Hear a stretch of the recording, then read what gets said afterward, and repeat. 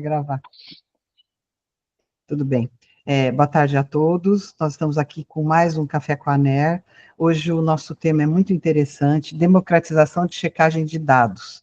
Normalmente é um tema bem árduo para muitas pessoas, né? Quando você fala em dados, o que é isso? Eu tenho que saber de matemática, eu tenho que saber de estatística, como é que isso funciona. E ainda mais democratizar isso, né? Democratizar a checagem. Aí você fala assim, tudo bem, está democratizado, e como é que eu faço? Então, a gente convidou hoje 2 especialistas nesse tema, né? A Tamires Tinte Volcean, né? Volcean que fala? Volcean. Isso mesmo. E o Matheus Batista Santos. Eu vou falar um pouquinho deles. A Tamires, ela é jornalista e pedagoga, mestre em comunicação midiática pela FAAC Unesp, com MBA em Digital Business pela Exalc USP, e participação em 2 edições da Escuela de Verano Alaic, Bolívia e Colômbia. Atualmente é doutoranda em literatura brasileira pela FFLCH USP, com estágio de pesquisa na Université Paris-Sorbonne, França. Cofundadora e líder do movimento Aletheia, fac.org, onde coordena capacitações para a democratização do fact-checking em universidades públicas no Brasil. Atua como supervisora de estágios obrigatórios em convênio com a Unesp, e participou do programa de residência em checagem de fatos do Projeto Comprova e do Global Fact 9, Oslo, Noruega. De envio do orçamento, tá? Gente, tem um som aberto. Tá, pronto. E o Matheus Batista Santos é bacharel em Ciências da Computação da Unesp e dedicou sua carreira ao desenvolvimento de produtos tecnológicos no terceiro setor, e atualmente é Product Manager Sênior da Wikimedia Foundation e diretor de tecnologia de produto da Aletheia Fact.org, da qual também é cofundador. Com a filosofia de Social Driving Development, acredita que com a tecnologia certa e um bom plano educacional, pode transformar o mundo. Nossa, que meta, Matheus! Transformar o mundo. Meninos, então, a apresentação é de vocês, fiquem à vontade, por favor, e assim, começa a rolar a apresentação e conversar, e aí, quem tiver pergunta depois, a gente faz no final. Tá certo. A gente preparou, então, uma apresentação para vocês. Eu vou compartilhar minha tela e o Matheus vai começar apresentando a Aletheia, para depois a gente entrar no tema do café, propriamente dito. Vocês estão vendo aí? Sim. Tá só, eu não sei, tá cortando, não, cortou um pedaço, agora tá ok. Ixi, mas está cortando, sim. Espera aí, deixa eu fazer de novo. Democratização da checagem de fatos, deu certo. Deu? Deu. Bom, enquanto a Tamires ela vai colocando a apresentação, como eu não tenho o mesmo currículo que a Tamires, eu coloco meus sonhos na minha mini bio, né? Então, por isso que a gente sonha, a gente tenta sonhar grande. Então, assim, já foi apresentado, mas eu gostaria de dizer que é um prazer de estar aqui conversando com vocês. Eu hoje, apesar de vir de um background técnico, né, como engenheiro de software no início da minha carreira, trabalhando no terceiro setor, sempre no começo focado com tecnologias de informação geográfica. Em algum momento, eu comecei a trabalhar na Wikimedia Foundation, que é a fundação por trás do Wikipedia e dos projetos irmãs, e eu sempre menciono isso porque a criação da Aletheia, ela vem muito dessa inspiração de trabalhar com a informação gratuita ou de democratizar o acesso à informação a todas as pessoas em todos os lugares, né? Então, um dos motivos iniciais de criar a Aletheia foi quando no Wikipedia, né, quando trabalhando no Wikipedia, eu via que muito se fala sobre o conhecimento enciclopédico. Então, lá, você vê o conhecimento enciclopédico e existe uma colaboração da humanidade para fazer com que esse conhecimento avance. E é muito interessante, é um projeto que hoje o Wikipedia ele é considerado dentro da mesma desse mesmo patamar das Big Techs, apesar de ser uma ONG, apesar de ser infinitamente menor, mas o site é o 5º maior site acessado no mundo. E dentro desse contexto de Big Techs, é também um dos projetos que mais combate a desinformação e o melhor visto dentro dos cinco maiores sites. E aí, quando a gente fundou a Aletheia, a gente via que, ainda assim, todo esse projeto, todo esse esforço, por mais grandioso que ele seja, ele não penetra em todas as camadas da sociedade. Inclusive, existe um desafio grande quando se diz sobre o Sul global. Então, a América do Sul, né, a África, outros países, todos sofrem com acesso à informação, sofrem com acesso à informação de qualidade, e a gente queria responder, achar uma solução, procurar uma forma de resolver. Eu queria usar o meu conhecimento técnico de alguma maneira, e aí a gente começou o projeto em 2018, mais ou menos, 2018 para 2019, a gente entrou num projeto chamado Mozilla Open Lab, que era um programa Fix the Internet, vamos consertar a internet, e nesse projeto a gente veio com um produto que tinha a proposta de conseguir, foi 2020, eu até falei a data errada, foi 2020 que a gente fez essa participação com a Fundação Mozilla, e tivemos nessa mentoria, e a gente saiu com um produto que tinha um intuito de fazer checagem de fatos de discursos de personalidades, né? Então, a gente começou com a premissa de que, se existe um site, como o Wikipedia, que seja colaborativo, que permita com que as pessoas possam, de forma democrática, acessar e contribuir com a checagem de fatos, e nesse site nós tivemos um perfil de uma personalidade e a gente mostrar o quanto essa personalidade fala de desinformação ou trabalha com desinformação, a nossa premissa é de que talvez essa personalidade pudesse reduzir um pouco o passo ou ficar mais atenta em relação ao que pode falar, né, nas redes sociais ou publicamente. Então, foi assim que a gente começou, e na verdade, o produto ele evoluiu muito dentro desse período, assim, né? Na verdade, quando nós começamos a trabalhar de fato, e aí foi então que, ali perto de final de 2020, comecinho de 2021, foi quando a Tamires, ela entrou na ideia, né? Comprou a ideia, e com a visão jornalística, ela corrigiu tudo que eu estava fazendo. E então nós começamos a participar de eventos, começamos a levar a ideia e um pouco do que tinha sido feito para validar essas informações. Participamos de uma residência no projeto Comprova para entender o que passa dentro do dia a dia do checador de fatos, quais são os desafios, quais são as ferramentas disponíveis, por que nós estamos constantemente correndo atrás do prejuízo, né? Por que a desinformação ela se espalha mais rápido do que a checagem de fatos? Então, todos esses foram perguntas que foram guiando a nossa trajetória. A gente formalizou a ONG em 2022, né? Desde o começo, o nosso projeto ele é open source, ele é de código aberto.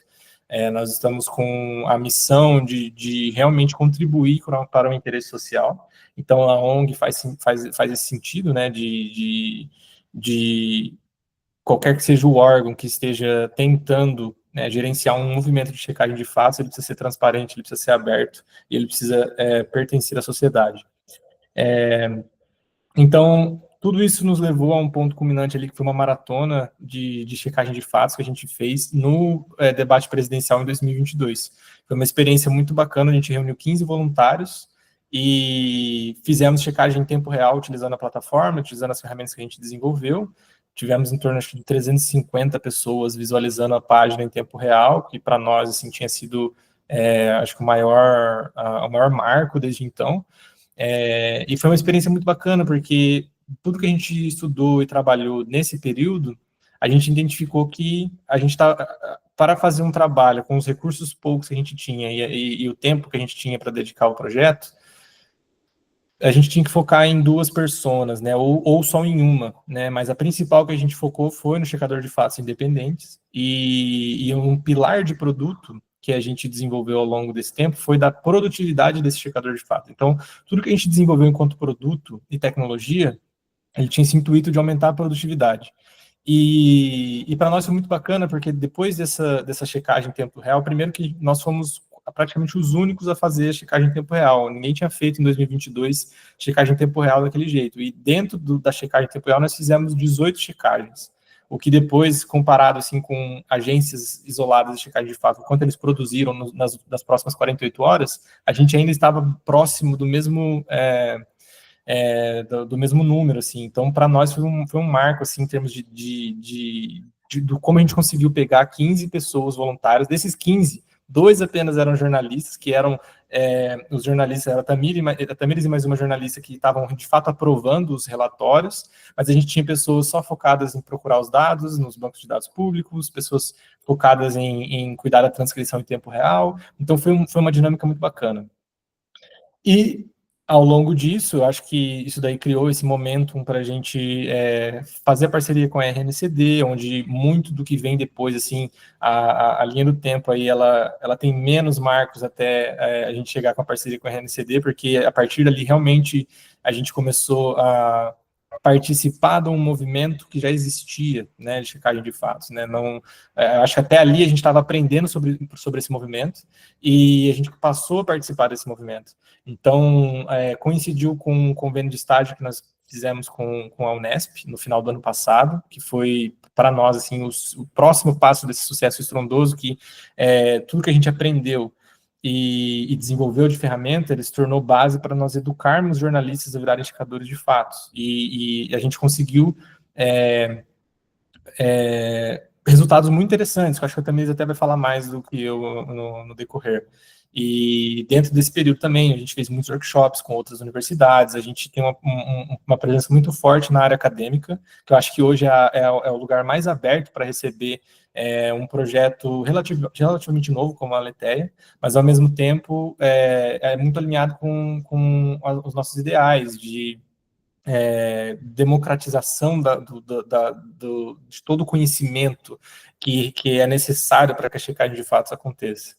E então isso culminou em uma parceria em 2024, depois de todo esse movimento. Surgiu dentro da RNCD e com parceria com outros grupos, uma força-tarefa no Rio Grande do Sul para combater a desinformação durante as tragédias que estavam acontecendo. A gente se juntou a essa força-tarefa como infraestrutura tecnológica, e foi uma experiência muito bacana. Eu acho que, assim, em termos de números, a gente não teve muito volume, porque a gente estava trabalhando com pessoas próximas do burnout, né? As pessoas estavam realmente estavam esgotadas e com uma dificuldade muito grande de lidar com a tragédia, lidar com a desinformação ao mesmo tempo. Então, para nós, foi assim... uma experiência, acho que, muito significante do entender a importância do que a gente está fazendo, né? Porque a nossa proposta é justamente conseguir melhorar a colaboração desses grupos, né? Então, foi pouco a pouco, eu acho que imediatamente a Força Tarefa ela não conseguiu se organizar do jeito que a gente gostaria, mas a gente está vendo os frutos acontecerem agora, né? A gente fez uma parceria com o Verifica RS, a gente fez uma formalização da parceria com o Programa de Combate à Desinformação do STF, e, por fim, a gente também está com uma parceria, e a gente, eu acho que esse inclusive, o primeiro contrato oficial, vamos dizer assim, de consultoria técnica que a gente está fazendo, e depois a gente vai explicar mais como que funciona a Aletheia em termos de operação, mas a gente tá ajudando a Federal da Paraíba, que conseguiu um edital com a Inovatec, para criar o laboratório Alumia, que vai ser uma agência de checagem. Então, a gente está ajudando a fundar uma agência de checagem hoje em João Pessoa.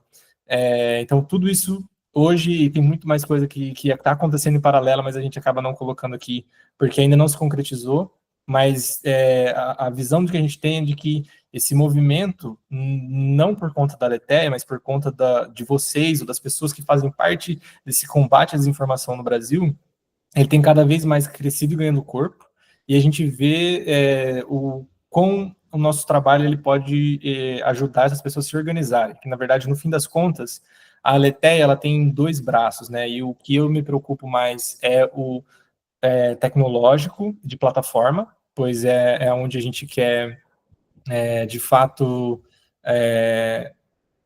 criar essa infraestrutura para que a nossa missão se concretize, e tem o outro lado, que é o lado do movimento, o movimento que ele também tem um cunho educacional e que faz mais sentido eu passar para a Tamires agora e continuar esse assunto. Bom, boa tarde a todos e todas. A Regina já me apresentou aí com detalhes, então vamos lá. Na verdade, é importante essa contextualização antes da gente entrar na temática do café propriamente dita, porque tudo que a gente vai falar aqui em relação a esses obstáculos, né, da democratização, que eu acho que toda discussão tem que partir desses obstáculos para a gente, então, apresentar soluções, elas nós notamos e percebemos esses obstáculos conforme fomos fazendo, tentando, errando e acertando. Então, toda essa trajetória que o Matheus compartilhou é importante para vocês entenderem que a atuação em diferentes projetos, em diferentes frentes, ela foi necessária para que a gente formulasse, então, algumas soluções possíveis para esses 4 pontos que hoje, do ponto de vista do movimento de democratização de checagem de fatos no Brasil, são os principais obstáculos. Primeiro, a gente tem uma linha do tempo, né, do fact-checking no Brasil, que mostra um boom de agência de checagens a partir de 2015.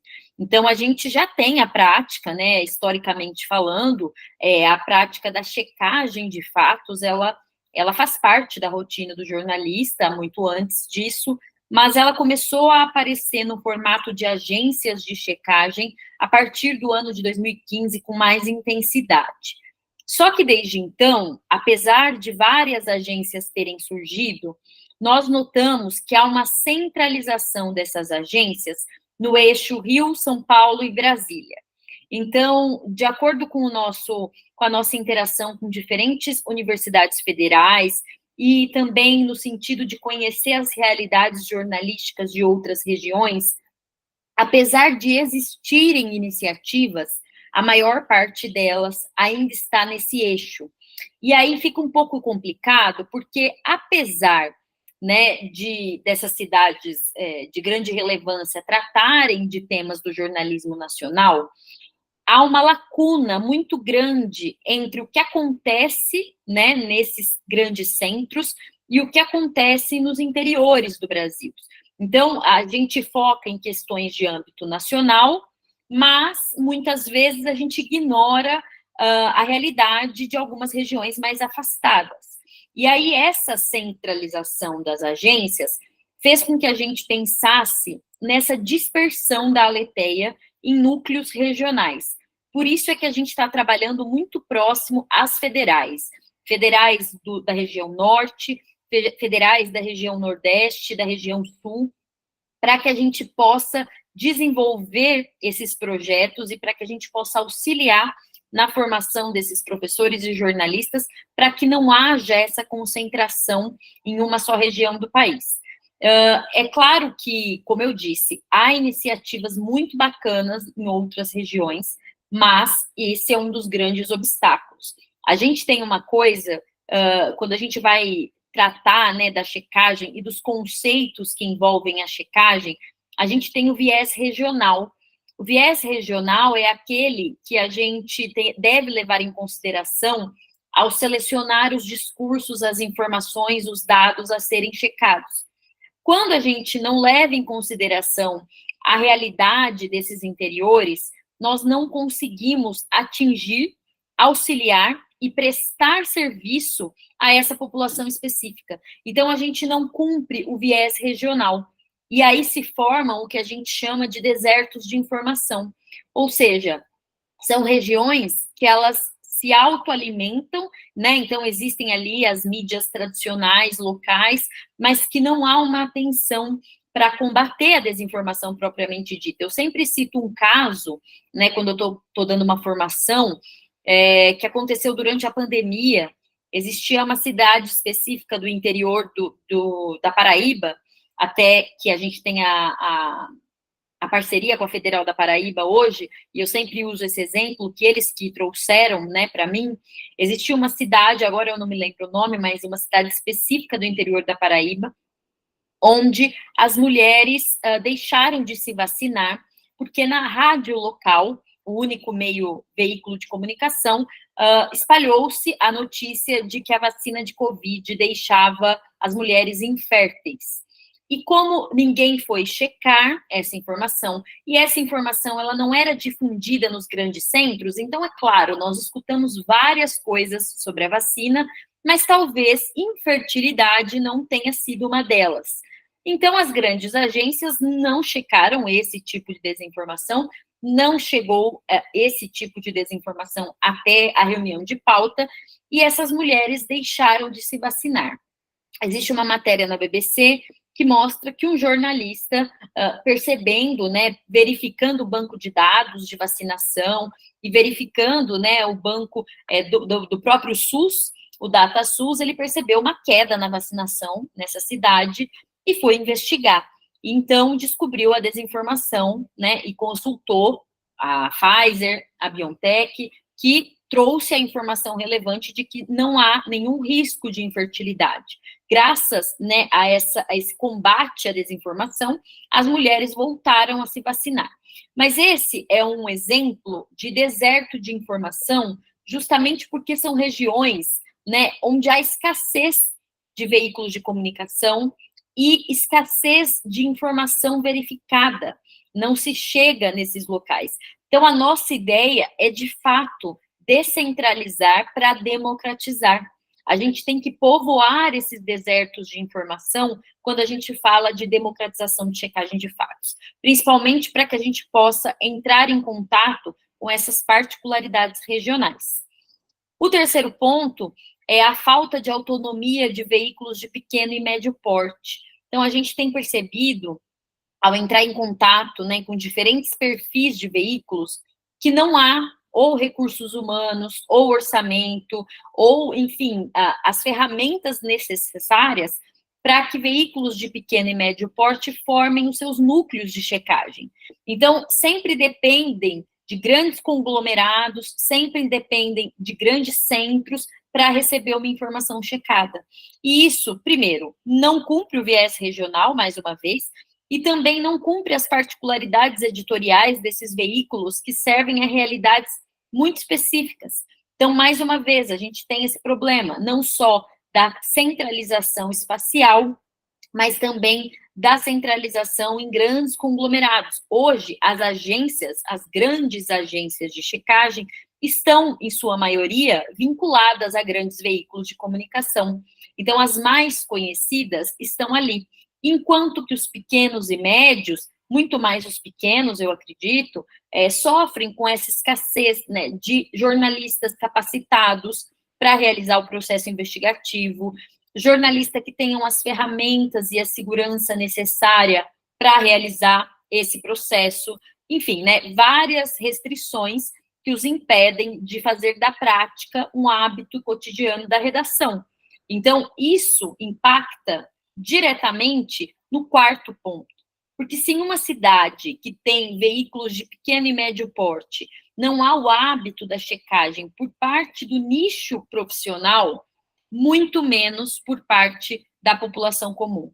Então, a gente chega à conclusão, diante do movimento Aletheia Effect, diante das ações que nós realizamos junto à sociedade, de que a chave é não apenas capacitar os profissionais, né, de todos os portes ou de todas as regiões, mas o fato é que a população deve ser educada para que a checagem de fato seja um hábito, seja uma realidade, e que ela possa, de forma autônoma, combater a desinformação.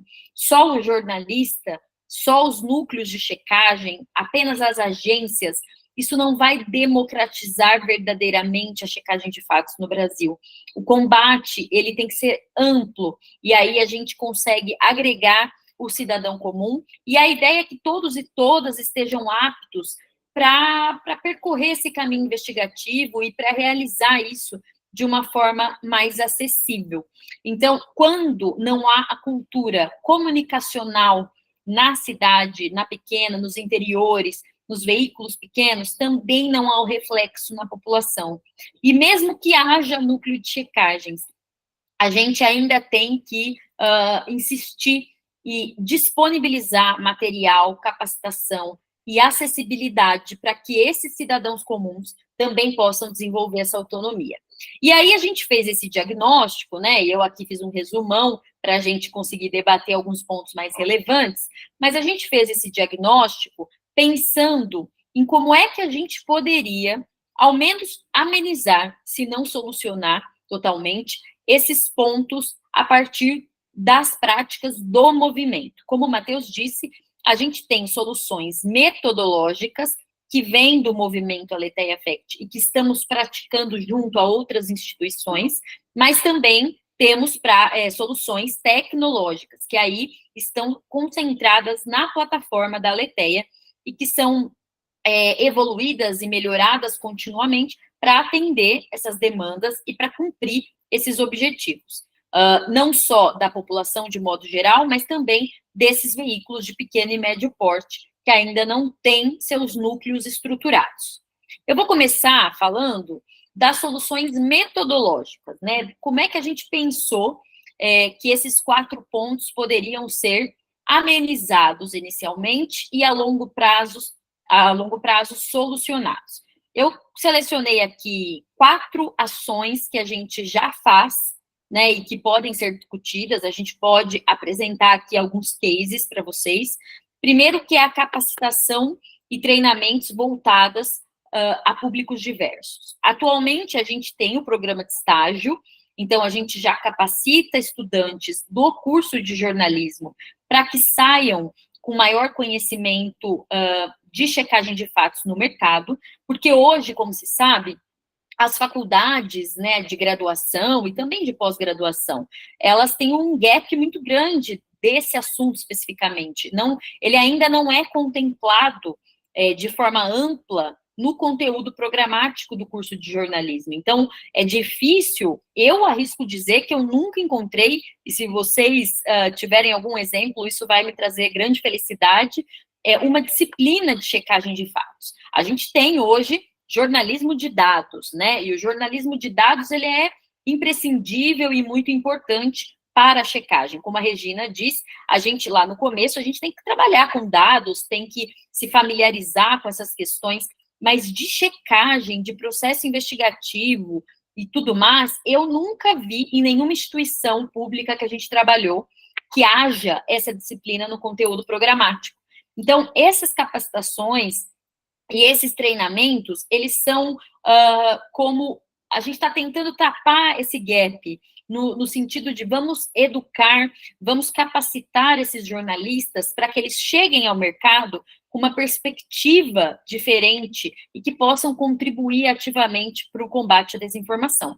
Porque, por enquanto, as universidades e os conteúdos precisam ser revistos nesse sentido, né? Principalmente do ponto de vista da absorção das ferramentas tecnológicas, da inteligência artificial para o bem. Então, é necessário que a gente tenha aqui essa visão, né, de oferecer uma formação contínua. O segundo ponto, que é imprescindível não só para a formação de jornalistas críticos do ponto de vista da checagem de fatos, mas de uma população autônoma para checar as informações que consome, é a educomunicação.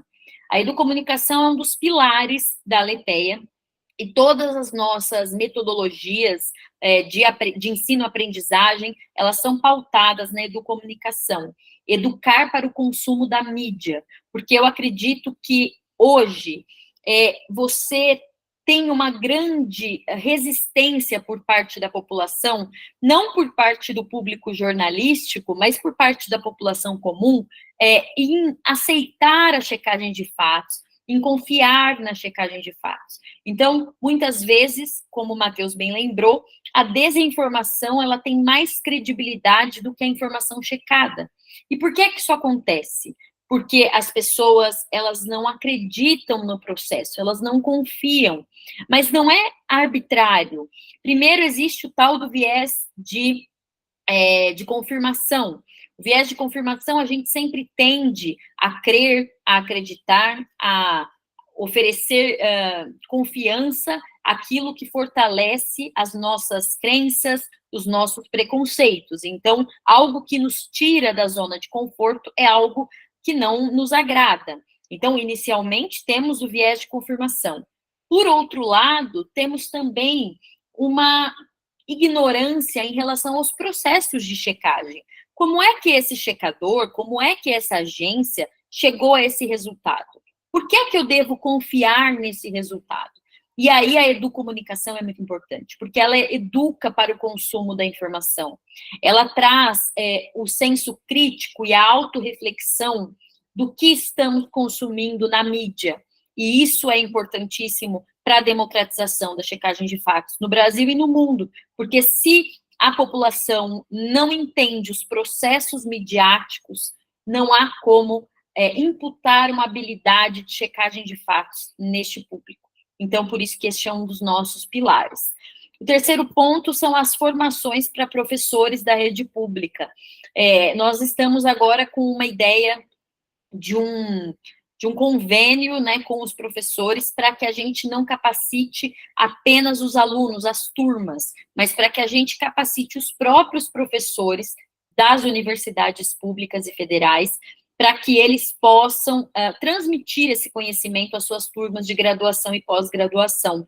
Esse é um movimento meio como se a gente tivesse apressando esse acréscimo no conteúdo programático, apressando um pouco essa questão de que as universidades devem absorver essas informações e essa formação.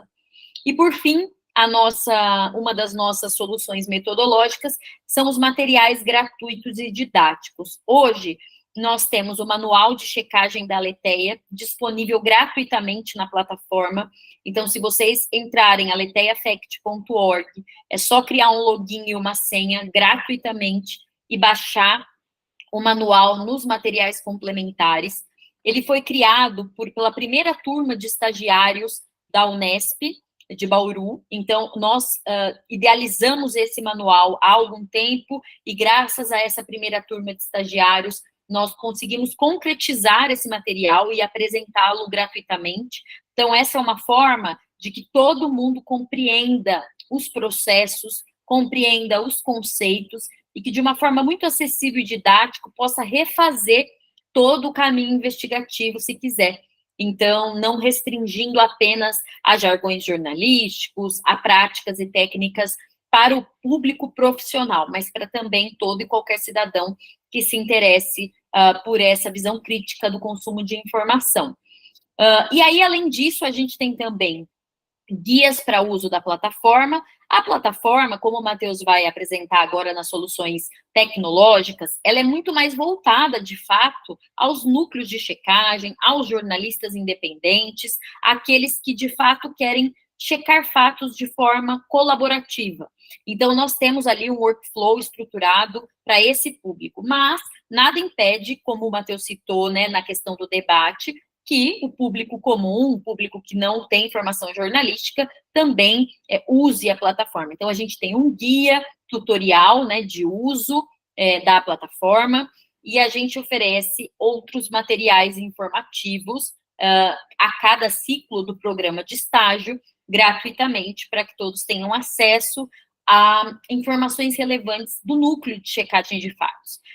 Eu costumo dizer, só para passar para soluções tecnológicas, que enquanto responsável por capacitação, por treinamentos, a minha missão é desmistificar a ideia de que checar fatos é meramente comparar dados, comparar números. Isso pode ser checar fatos, quando você tem uma informação quantitativa e busca a sua correspondente num banco de dados aberto, ou não, mas esse é apenas um dos caminhos viáveis.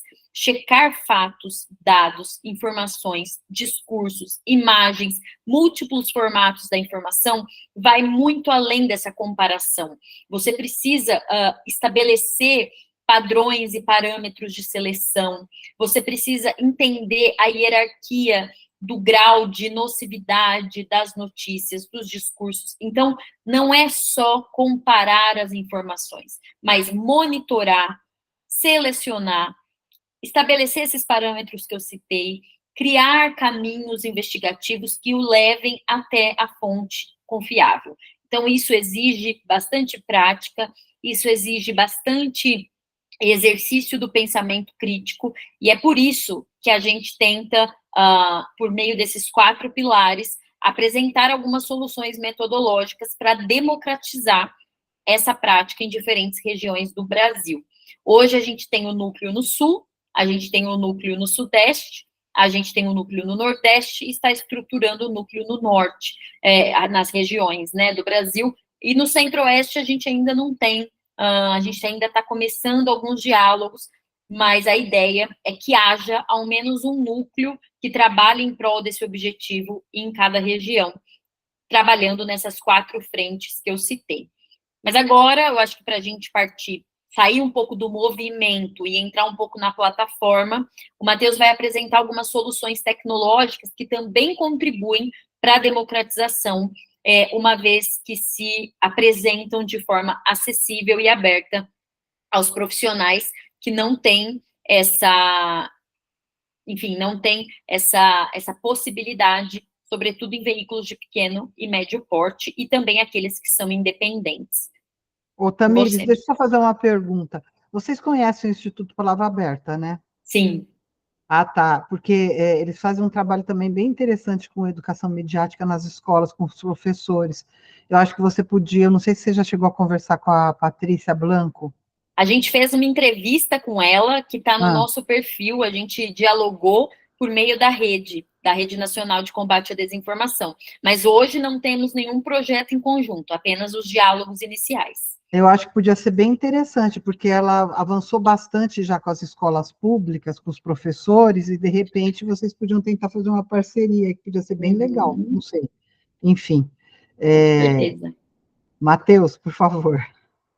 Deixa eu só dizer, o Domingo Seco, da Wright, que tem contato com mais de 400 pequenos, médios e locais, né?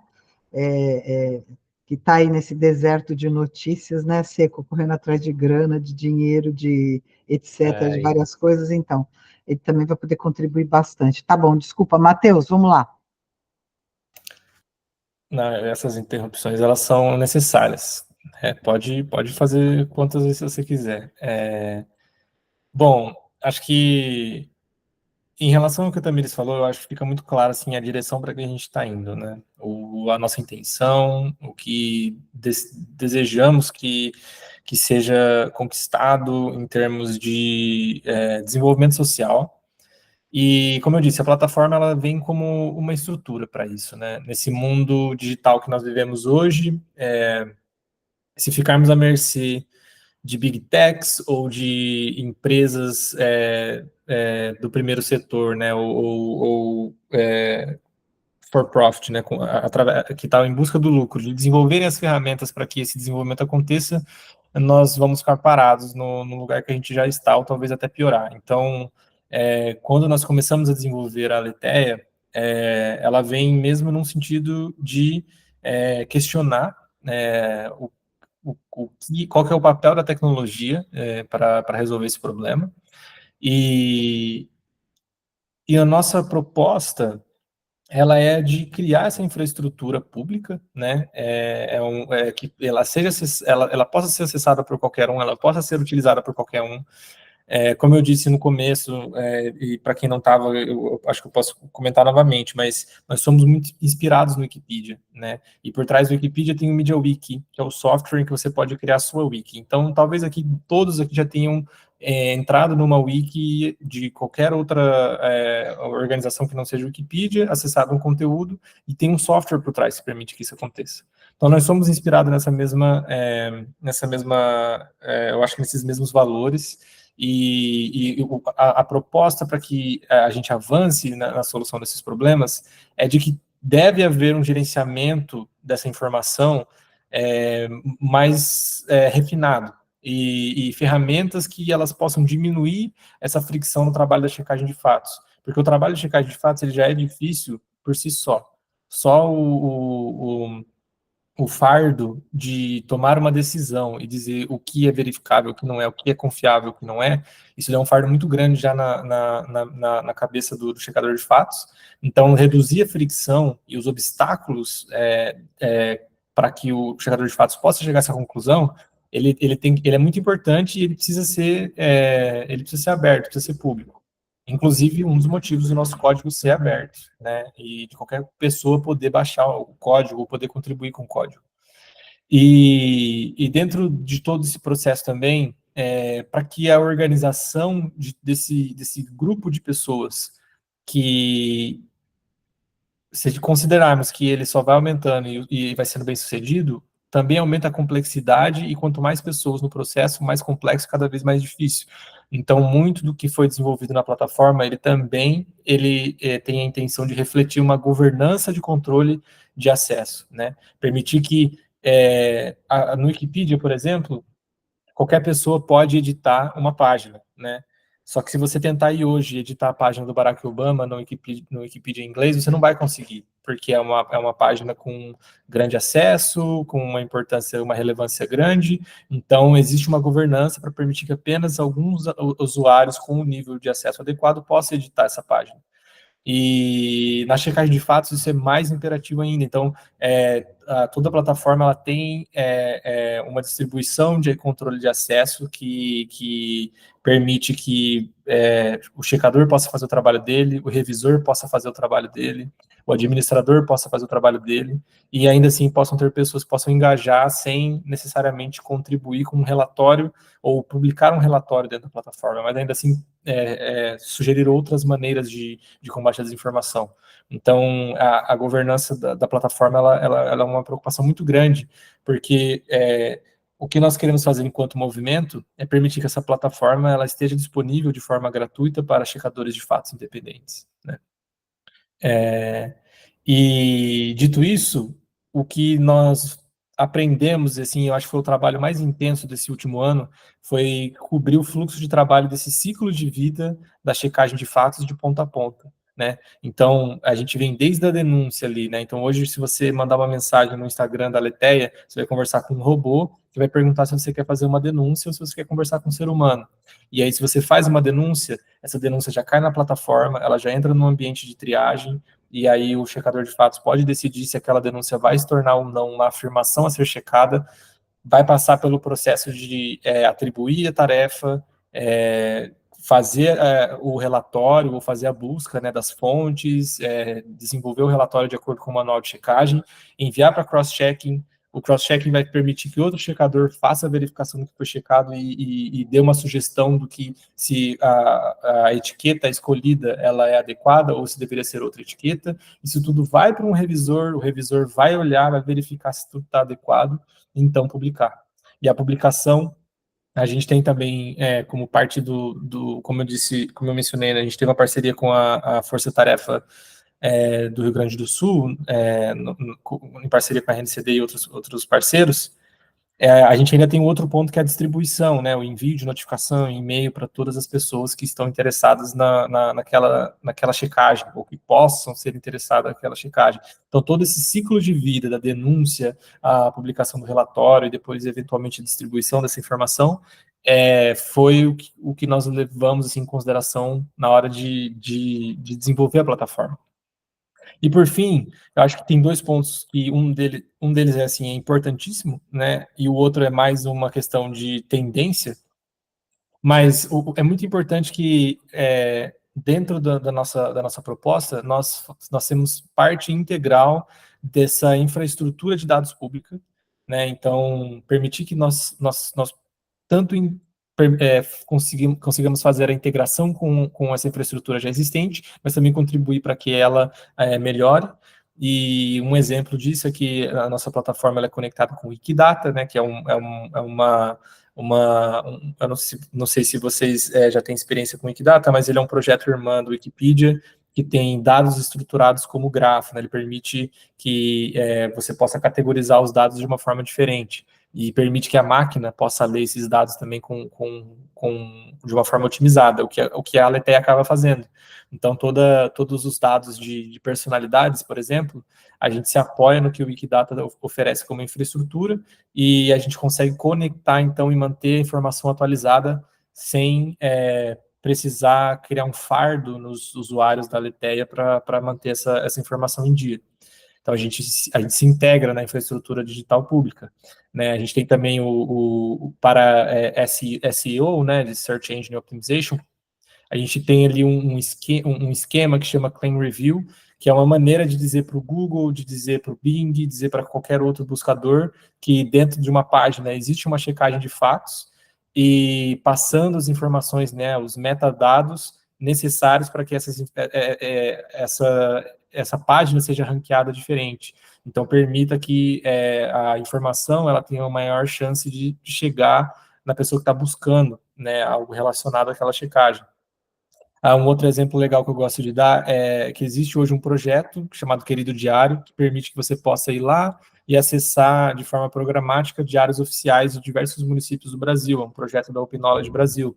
E a gente integra hoje a gente tem uma ferramenta de inteligência artificial na Aletheia, que está em fase de experimentação, onde a gente coloca um Large Language Model, né, que é muito desse ChatGPT, né, ou similares, para conversar com essa API e permitir que a gente reduza ainda mais uma barreira do checador de fatos de ter que interagir com bancos de dados públicos. Né? Então, esse é um exemplo de como nós estamos também integrando nessa infraestrutura pública que já existe.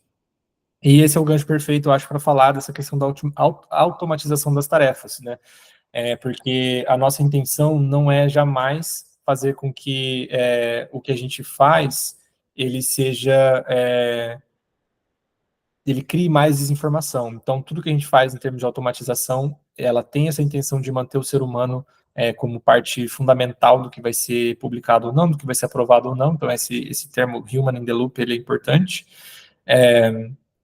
Mas tudo que a gente faz para automatizar dentro desse workflow que a gente comentou, da denúncia até a distribuição dessa informação, tudo que a gente puder fazer para diminuir o trabalho do checador de fatos, a gente faz. Né? Essa produtividade, ela até às vezes é uma palavra que me incomoda muito, né? Porque enquanto sociedade a gente só busca produtividade, produtividade, produtividade, mas não tem outra saída em relação ao quanto a desinformação se espalha. Né? Então, quanto menor for o fardo do checador de fatos de interagir com as ferramentas e menor for o custo do tempo, de vida que ele está dedicando ali para poder fazer com que ele consiga combater a desinformação, eu acho que melhor vai ser para a sociedade, melhor vai ser para os usuários da plataforma e todo mundo tem a ganhar com isso. E aí, por fim, eu acho que uma das coisas que eu queria deixar como eu acho que assim, até meio que um convite de transparência, né, para como a Aletheia ela lida com tudo isso, né. Tudo que acontece na Aletheia, como a gente diz, a gente quer que ele seja gratuito e disponível, então todas as parcerias que nós temos, que elas são sem fins lucrativos, elas utilizam a nossa infraestrutura, e nós mantemos essa infraestrutura, mantemos o site da Aletheia, e damos esse acesso, damos a capacitação, nós fazemos tudo para que esse movimento independente, ele continue crescendo.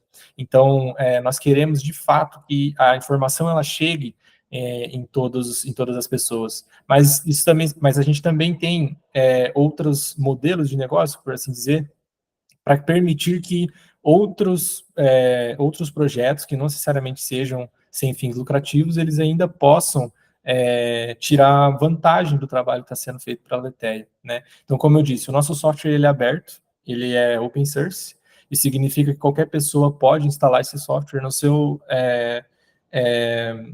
seu servidor e conseguir e utilizar ele, e gerenciar ele e utilizar as ferramentas que são desenvolvidas pela Aletheia. Isso, por exemplo, é o que está acontecendo com o laboratório Alumia, que nós estamos fazendo em parceria com a Federal da Paraíba. Eles vão colocar a LTE no próprio servidor e não vão usar a nossa infraestrutura. E nós estamos desenvolvendo para isso mesmo. E dentro disso também nós sabemos que nem todo mundo vai ter o mesmo recurso que a Lumia, e a gente está procurando também maneiras de fazer com que a gente possa ter, sem de uma forma onerosa, um movimento que ele é gratuito, mas ainda assim contribuir com as organizações que precisam do acesso a esse tipo de ferramenta. A gente também tem outros 2 modelos de negócio, que são basicamente a consultoria, né? Então, o que a Tamires, por exemplo, faz com a Lumia é muito dessa capacitação de criar um time de checagem de fatos. Então, a gente está pegando pessoas com quase nenhum conhecimento sobre checagem de fatos e está, de fato, preparando eles para a dinâmica de uma agência. E, por fim, pessoas que ainda querem, mesmo com fins lucrativos, mas querem fazer uso da plataforma, ainda é possível utilizar a nossa infraestrutura, e a gente tem um modelo ali que é de SaaS, né, Software as a Service, que a gente possa, dentro de um modelo que reduza muitos custos de todo mundo, para cobrir os custos também do que seria a utilização dessa plataforma, mas ainda assim utilizar a nossa plataforma. Então, a gente explica muito isso nesse slide, que depois a Tamires ela vai compartilhar com todos vocês. Mas eu também gostaria de aproveitar essa oportunidade e se for possível, Regina, eu gostaria de enviar um formulário assim, para o grupo, para justamente ajudar a gente para entender como que é esse mercado, qual a intenção das pessoas em relação ao uso desse tipo de ferramenta. Então, Matheus, eu acho que mais do que enviar o formulário, a Márcia coloca na newsletter, a gente coloca no nosso site e a gente passa por e-mail para todos os nossos associados. Perfeito, muito obrigado, porque isso vai ajudar muito a gente a entender qual que é, a gente tem, como eu disse no começo, a gente está muito... E o Seco pode passar também para todos os associados dele.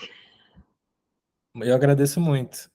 Como eu disse inicialmente, né, a gente agradece muito essa parceria, a gente realmente vê isso como uma parceria, a gente agradece muito essa conversa aqui, e como a gente está muito só lidando com a área acadêmica, eu acho que existe aí um pouco de uma lacuna que a gente pode não preencher, e como a Tamires falou, existem desertos de informação que precisam ser povoados e a gente precisa resolver esse problema, e nós queremos fazer o que for possível no nosso alcance.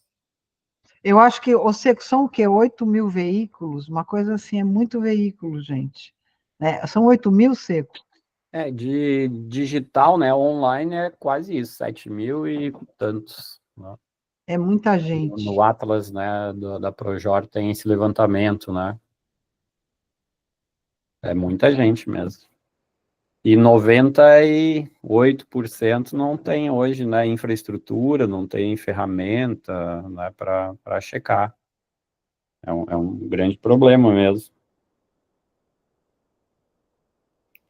Justamente, eu acho que acaba sendo um grande problema. E, então, eu acho que tem um vasto campo aí mesmo para se desbravar, né? Acredito Claro. eu. Enfim, desculpa eu ter te interrompido, Matheus, você estava terminando de... Sem nenhum problema, como eu disse, eu adoro essas interrupções.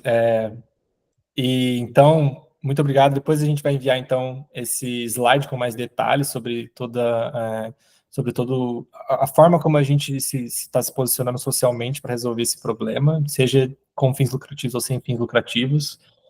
Nós somos uma instituição sem fins lucrativos também. Eu acho que a gente pode também compartilhar todas as informações que nós temos. Na verdade, tudo já é gratuito e disponível, né? Todos os nossos relatórios, todos o nosso conhecimento. Na verdade, a gente não segura o conhecimento, né? A gente já deixa ele disponível para todo mundo.